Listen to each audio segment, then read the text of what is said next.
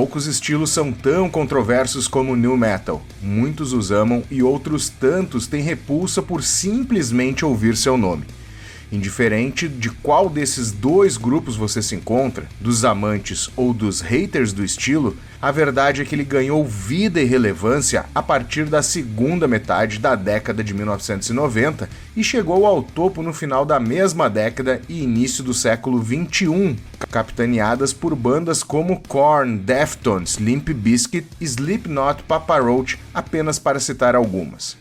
Porém, para chegar aonde chegou, o nu metal bebeu em diversos estilos musicais como o metal, o rock, o punk, o funk americano e a cultura hip hop representada pelo rap. Além disso, teve influência direta de bandas predecessoras como Faith No More, Pantera, Run DMC e Sepultura, Rage Against the Machine e Anthrax.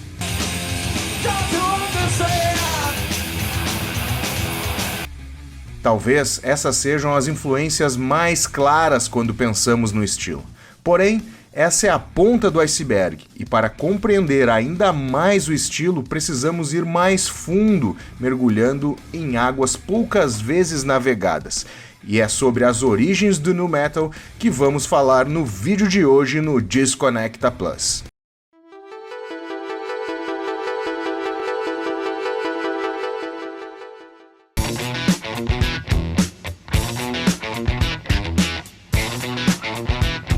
Em 1975, o ritmo funkeado e sincopado com o canto acentuado de Steven Tyler do Aerosmith na música Walk This Way deu o pontapé inicial para que mais de uma década depois a fusão rap e rock acontecesse.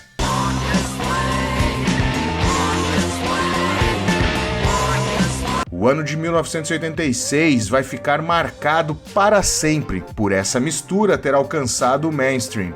Até então, o rap era pouco tocado em rádios, MTV e documentado nas principais publicações impressas de música nos Estados Unidos.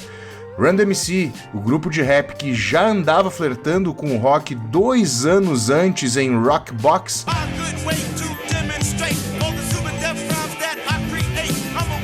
se juntou ao produtor Ricky Rubin quando esse trouxe para a mesa a música do Aerosmith.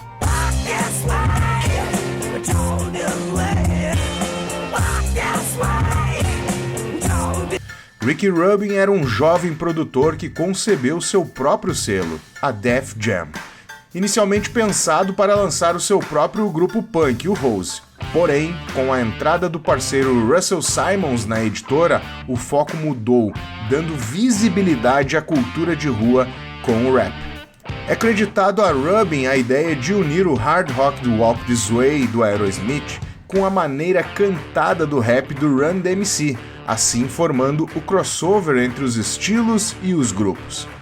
Foi dele a façanha de colocar Joey Perry e Steven Tyler no estúdio para gravarem com Run DMC, gravando inclusive um videoclipe tocado à exaustão na MTV, quebrando tabus e o preconceito racial tão em voga naquela época.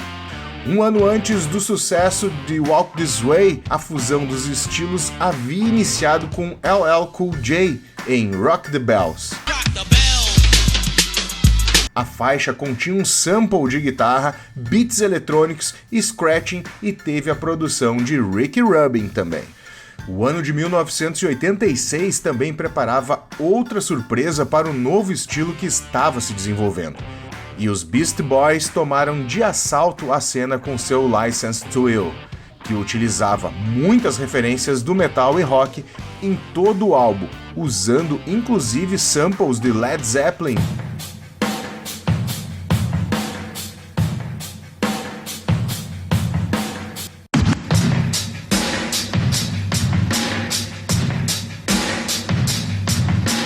Black Sabbath,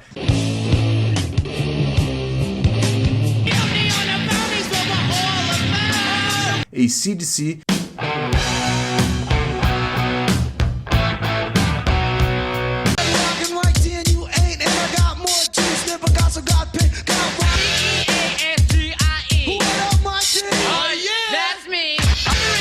de quebra fazer Kerry King do Slayer tocar no solo de No Sleep Till Brooklyn.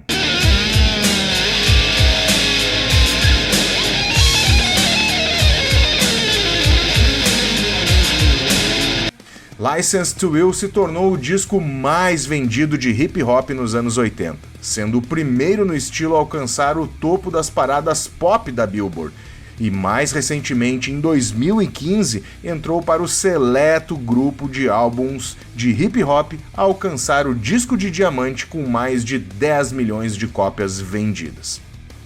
E assim, as sementes do new metal foram plantadas por Ricky Rubin, Run DMC, LL Cool J, Beastie Boys e Aerosmith. Mas a evolução do estilo continuou pelos anos 80 e novos artistas da época foram surgindo.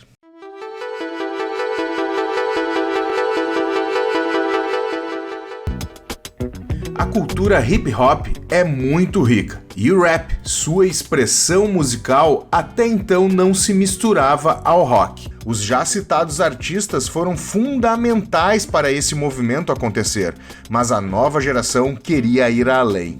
Os anos 80 viram o nascimento de uma banda que seria essencial e é apontada por muitos como a pedra fundamental do new metal, o Faith No Man, que se tornaria depois em Faith No More.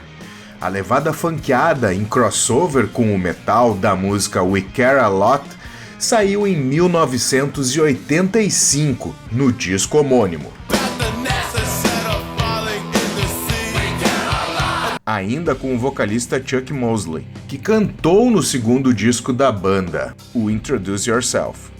Mas foi em The Real Thing, o disco seguinte com a estreia de Mike Patton, que as coisas começaram a acontecer para o Faith No More.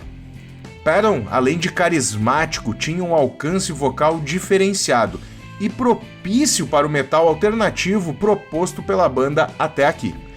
A banda misturava estilos como poucos fizeram nessa época. Funk americano, rap, metal e rock estavam nesse caldeirão de The Real Thing, e deste crossover a banda surge com a música Epic. Teclados, vocais grudentos, baixo e bateria funkeada, riffs de metal e muito, mas muito groove. A resposta não poderia ser outra por parte do público. Chegou à 9ª posição da Billboard e teve o vídeo exaustivamente passado na MTV norte-americana. The Real Thing ainda traria mais 2 singles de sucesso, Falling to Pieces, que inicia com linhas de baixo de Billy Gold e a batera de Mike Bordon, que com certeza influenciou toda a cena new metal.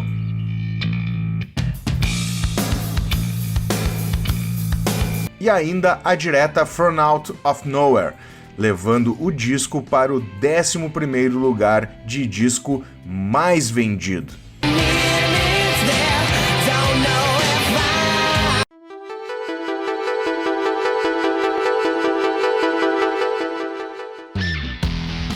Os anos 90 foram responsáveis por uma mudança profunda na estilização sonora vigente até então. A queda do glam metal, o excesso e o hedonismo deu lugares às dores, traumas e angústias pessoais profundas apresentadas por bandas do grunge, e o som ficou mais barulhento, ruidoso e simplificado. Nesse ambiente caótico soma-se as referências ao metal underground até então, como Anthrax, Slayer e Sepultura, vindas do thrash dos anos 80, mas também o rock alternativo como Sonic Youth, Dinosaur Jr., Mudhoney, que apesar de não serem tão pesadas, elas traziam elementos ruidosos em sua genética sonora, e era esse caldeirão sonoro que estava se criando nesta década. De volta ao metal, Anthrax foi uma das primeiras bandas de thrash metal a flertar com rap e mais tarde se tornar referências no crossovers de estilos. Juntamente com os rappers do Public Enemy, eles fizeram uma releitura do clássico hip hop Bring the Noise, lançada originalmente em 1988 pelo grupo de rap.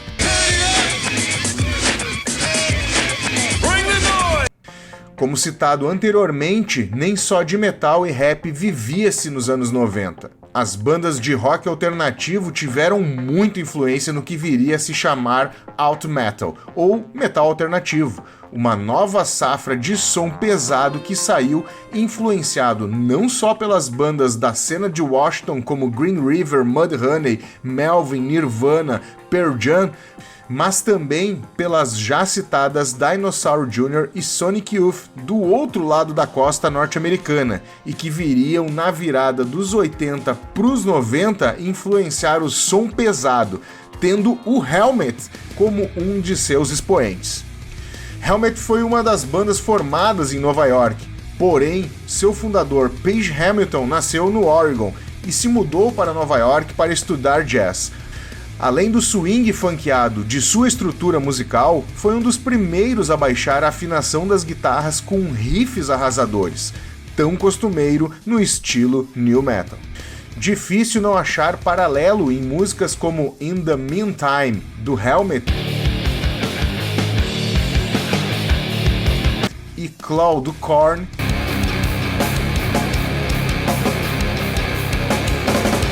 e Break Stuff, do Limp Bizkit.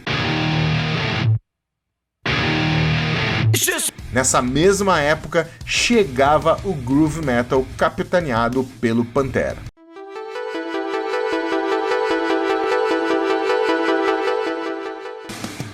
Os anos 90 iniciaram com uma pedrada. O Pantera caiu como uma bomba no cenário de metal pesado e agradou em cheio após anos de glam metal.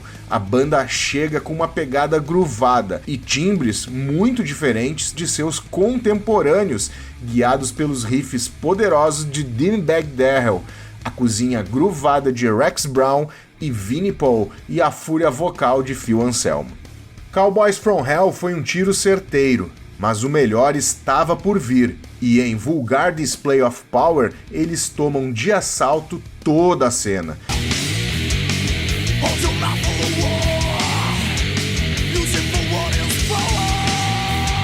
Influenciando inclusive artistas mais antigos como a voz do metal Rob Halford, fazendo-o sair do Judas Priest no auge e montar o Fight, claramente influenciado pelo Pantera.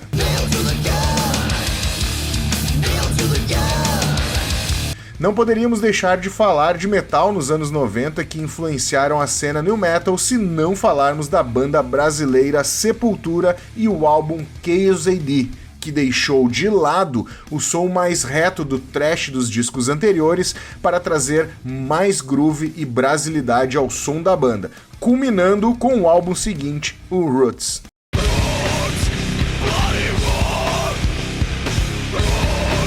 Disco que foi lançado meses depois do primeiro disco do Korn e produzido pelo mesmo produtor, Ross Robinson. Além do groove metal, outros estilos se fundiram nessa época. O industrial, com bandas como White Zombie, Nine Inch Nails, Fear Factory, claramente influenciadas pela pioneira Ministry da década anterior e que formaram as estruturas para as bandas de nu metal mais industrial, como Static X, Power Man 5000.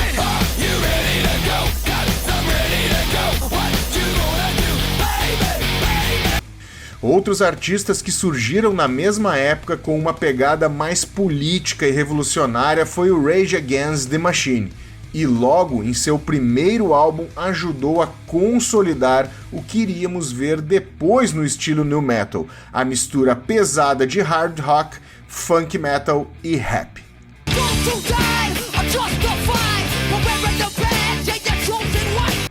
O Machine Head, de Robb Flynn, o Biohazard e o Tool também devem ser citados neste caldeirão sonoro. Groove metal, industrial, alternative metal que foram os anos 90. E claro, não podemos esquecer que nessa década tivemos a outra base do new metal ganhando destaque no mainstream com o hip hop de grupos como Cypress Hill, House of Pain, Tupac Shakur, Snoop Dogg, Dr. Dre, Ice Cube. Esses dois últimos vindo do grupo NWA, que estourou no final dos anos 80.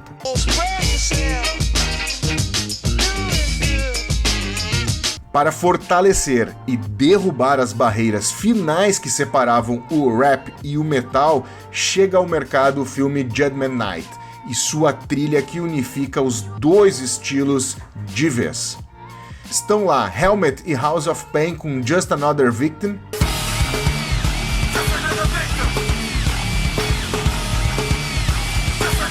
Living Colour com Run DMC em Me, Myself and My Microphone, Biohazard e Onyx em Judgment Night, Slayer e Ice-T em Disorder, Fate No More com Booyah Tribe, Another Body Murdered,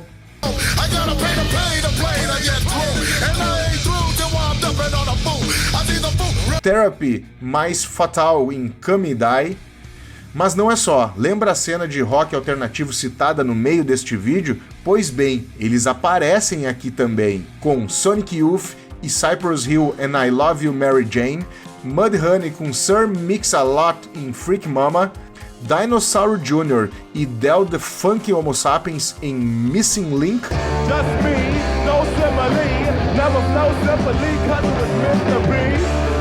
Teenage Fan Club e De La Soul em Fallen,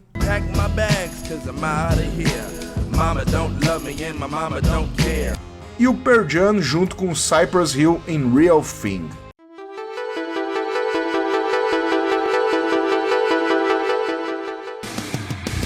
O que vemos daqui pra frente é a chegada do nu metal e a conquista dele ao mainstream. Se por um lado o grunge matou o glam metal, podemos dizer que o nu metal foi a pá de cal no estilo iniciado em Seattle. Mesmo sabendo que muitas angústias, ódio e dor humana nas letras tiveram suas bases no rock alternativo de Seattle, o nu metal deu um passo a mais quanto ao peso. Inclusive, assim como o grunge, o nu metal manteve a tradição de ter seu apoio sonoro mais perto da atitude punk do que no metal virtuoso apresentado pelo glam e pelo metal de forma geral. A verdade é que quando Jonathan Davis gritou "Você está pronto?", ninguém estava. E assim se desenrolou tudo que vimos da metade dos anos 90 para frente, o nascimento, o apogeu e a queda do estilo. Como todo estilo que ganha os holofotes, tivemos bandas originais e boas, mas também tivemos muitas, mas muitas cópias.